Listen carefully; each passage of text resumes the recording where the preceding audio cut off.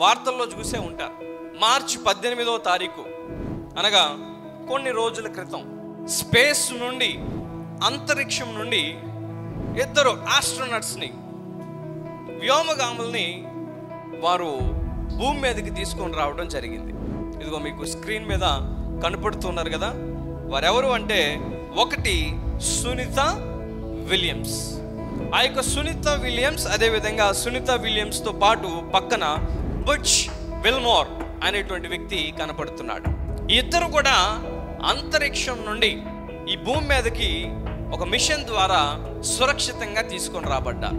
9 నెలల క్రితం, 9 months back మనం చూస్తే వీరిద్దరూ కూడా ఒక మిషన్ నిమిత్తం వారు అంతరిక్షంలోకి వెళ్ళారు. ఆ అంతరిక్షంలోకి వెళ్ళిన తర్వాత ఒక చిన్న అంతరాయం జరగటం వలన, ఒక చిన్న పొరపాటు జరగటం వలన 8 రోజులే అంతరిక్షంలో ఉందాం అని వెళ్ళిన వారు దాదాపుగా 9 నెలలు గడపవలసి వచ్చింది. ఎన్ని నెలలు? 9 నెలలు. వెళ్ళిన ఆ యొక్క విల్మోర్ ఎవరైతే ఉన్నారో అతను ఎలాంటి వాడంటే, నీతిమంతుడు, దేవుని భయం కలిగిన వాడు, దేవుణ్ణి ఎరిగినవాడు. అంటే ఒక మంచి క్రైస్తవుడు. హీఈస్ ఎ క్రిస్టియన్, చాలా స్ట్రాంగ్ క్రిస్టియన్. తన జీవితంలో నేవీలో కెప్టెన్గా పనిచేశాడు. ఎంతో అనుభవం ఉంది. ఆ మిషన్ని చేయటానికి కూడా ఈ భూమి మీద వాళ్ళిద్దరినే పంపించారంటే కారణం ఏంటంటే, వారిద్దరు మాత్రమే దాన్ని చేయగలరు. ఈ భూమి మీదకి ఎవరి వల్ల కాదు, అది వారిద్దరు మాత్రమే చేయగలరని నిర్ధారించుకొని నాసా వారు వారిద్దరినే సెలెక్ట్ చేసి ఆ యొక్క మిషన్ కొరకు పంపించారు. అయితే పంపించిన తర్వాత 8 రోజులు కాస్త నెలలు అవుతుంటే ఆ యొక్క విల్మోరు తన మనసులో ఒక ఆశ కలుగుతూ ఉంది. ఆ ఆశ ఏంటంటే, నేను అంతరిక్షంలో ఉన్నాను కానీ నేను ఒకటి మిస్ అవుతున్నాను. అదేంటంటే, దేవుని సన్నిధిని నేను మిస్ అవుతున్నాను. చర్చికి వెళ్ళలేకపోతున్నాను, మందిరానికి వెళ్ళలేకపోతున్నాను అని తను ఆశపడుతూ ఉన్నాడు. తన మనసులో అదే ఆశ. అయితే నాసా వారు ఇప్పుడు ఉన్నటువంటి టెక్నాలజీ ఎలా ఉందంటే, అంతరిక్షంలోకి వెళ్ళినా కూడా, ఆ యొక్క స్పేస్ స్టేషన్లో ఉన్నా కూడా, అక్కడ నుండి భూమి మీద జరుగుతున్న వాటిని లైవ్లో చూసే అవకాశం కల్పించారు. అప్పుడు ఈ వ్యక్తి ఏం చేశాడో తెలుసా?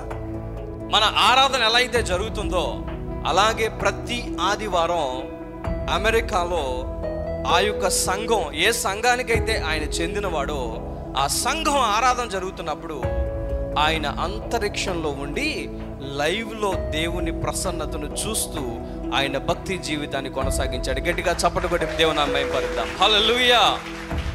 ఆ అంతరిక్షంలో ఉండి ఆరాధనలో పాల్గొన్నాడండి. ఆ అంతరిక్షంలో ఉండి బైబిల్ స్టడీని ఫాలో అయ్యాడు. ఒక ఆరాధన కాదట.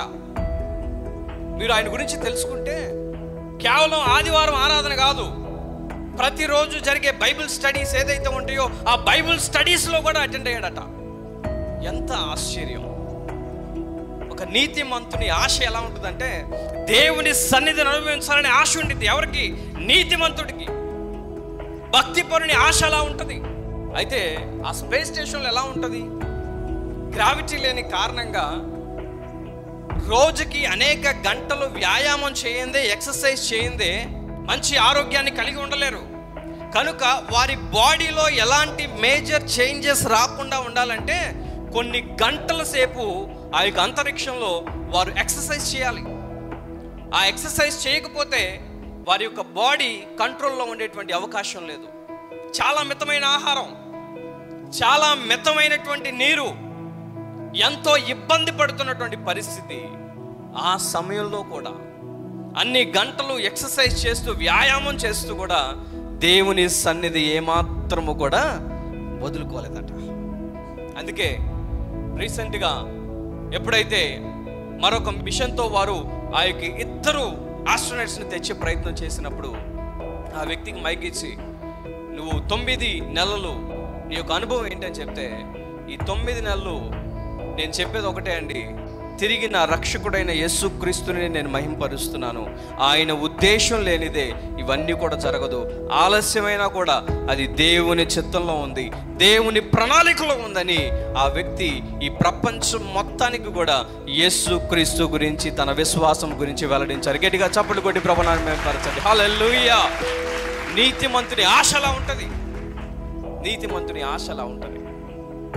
విల్మోర్ తన జీవితంలో అంతరిక్షమునకు వెళ్ళినా కూడా దేవుని ప్రసన్నతను అనుభవించకుండా ఉండలేకపోయాడు. ఆశ, డిజైర్, నీతిమంతుని ఆశలే ఉంటుంది. ఏదైనా చిన్న అనారోగ్యం వస్తే దేవుని సన్నిధికి వెళ్ళాలనిపించదు. ఏదైనా ఊరెళ్తే లైవ్లో జాయిన్ అవ్వాలనిపించదు. ఎక్కడికైనా వెళ్ళిపోతే ఒక అవకాశం, ఒక ఎక్స్క్యూజ్ దొరుకుతుంది మనకి. ఏంటి, నాకు బాగాలేదు కదండి, వేరే ఊరు వెళ్ళాను కదండి. అంతరిక్షంలో వెళ్ళి అటెండ్ అయ్యాడు ఒక వ్యక్తి ఆరాధనలో. ఇక నువ్వు నేను ఎంత చెప్పండి. మితమైన ఆహారం, ఎంతో కష్టం, ఎంతో క్లిష్ట పరిస్థితి, ఆరోగ్యం క్షీణిస్తున్నప్పటికీ కూడా దేవుని ప్రసన్నతను విడిచి వెళ్ళలేకపోయాడు. ఈ భూమి కంటే చాలా కిలోమీటర్ల దూరంలో ఉన్నాడు. అటువంటి ప్లేస్లో కూడా దేవుని ప్రసన్నతను అనుభవించకుండా ఉండలేకపోయాడు. కారణం ఏంటంటే నీతిమంతుని ఆశ ఒక భక్తిపరుని ఆశలా ఉంటుంది.